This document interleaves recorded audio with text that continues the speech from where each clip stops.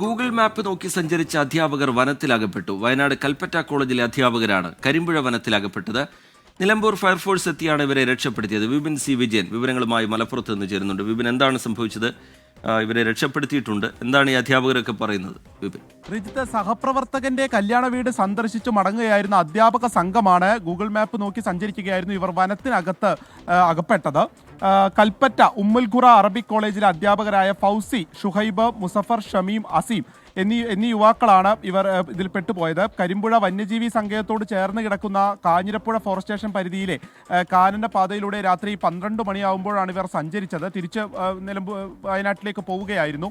ഈ സമയത്ത് നല്ല മഴയായിരുന്നു. അതുകൊണ്ട് തന്നെ ഈ കാറ് ചെളിയിൽ പൂണ്ടുപോയി. ഒപ്പം തന്നെ വെള്ളം കയറിയതുകൊണ്ട് കാർ ഓഫാവുകയും ചെയ്തു. വന്യജീവികളൊക്കെ ഉള്ള സ്ഥലമാണ്, ഇഴജന്തുക്കളുള്ള പ്രദേശമാണ്. ഇവിടെ ആകെ കുടുങ്ങിപ്പോയി എന്ന് തന്നെ പറയാം വനത്തിനുള്ളിൽ. ആ സമയത്താണ് പിന്നീട് ഫയർഫോഴ്സിനെ, മറ്റ് വഴികളില്ലാതെ ഇവർ ഫയർഫോഴ്സിനെ വിളിക്കുകയായിരുന്നു.